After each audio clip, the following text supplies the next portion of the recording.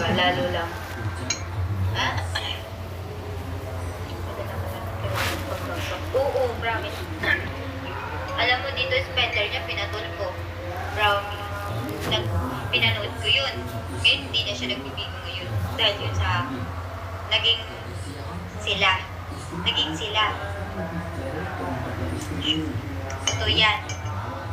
Dahil yung sa ano, sa pera, yung lalaki na sa ibang bansa, yung babae natin sa Pilipinas. Pumunta ata yun sa ibang bansa yung babae. Panoorin nyo, tulpo na ano sa pinatolpo. Basta pinatolpo dahil sa spender na pinatolpo. Spender na bigo na pinatolpo. Yun. Makikita nyo kung sino.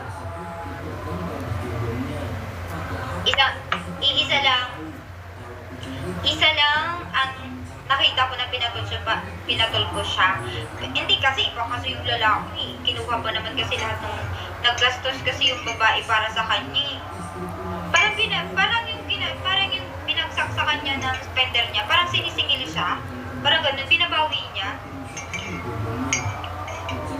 Binabawi sa kanya yung binagsak sa kanya. Mahigit 100 plus ata. Ano yan? Ano yun pa? Bakit? Di ba? Ingay ka pa. Ako na mo. Ingay ka pa dito. Ako na. Oo, promise. Pinatulpo.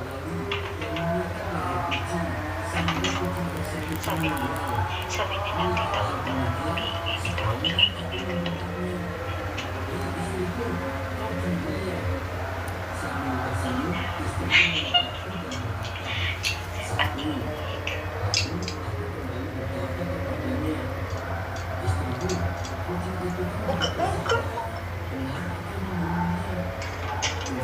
Promise. Nandahil daw sa ano, binabawi sa kanya yung ano. Kasi spender daw. Pinoy kasi yun, Pinoy. Kaya, kaso, nagloko yung lalaki. Nalaman naman ng babae. Mahirap talaga guys na ako inalisan ko ng spender ko. Pag hindi ko kumayag, inaalisan ko. Pero bagong account. Resting yung account ko. Oo. Kasi, next year. Pero huwag kayo mag-alala. Nandito naman ako. Yung isa kasi next year pa may pabalik. Sabi ng manager ko. Hanap na lang ako ng spender. Ako kasi wala akong, ang spender ko kasi dati is Pinoy din. Dun sa main account ko. Pinoy yung spender ko. Ay ano, dalawang foreigner,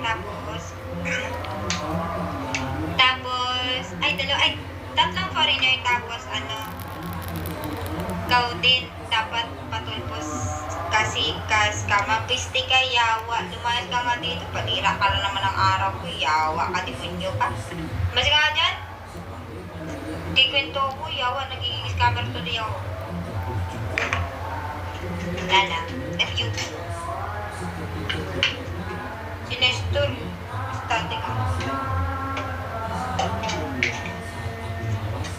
Ikwento ko dito, scammer ang na ano yun.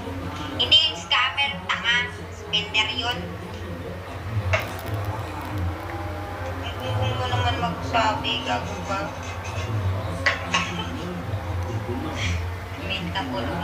Oo, promise guys, totoo yan. Ang ganda din ng babae Maganda yung babae. May PM ako sa'yo, Besen.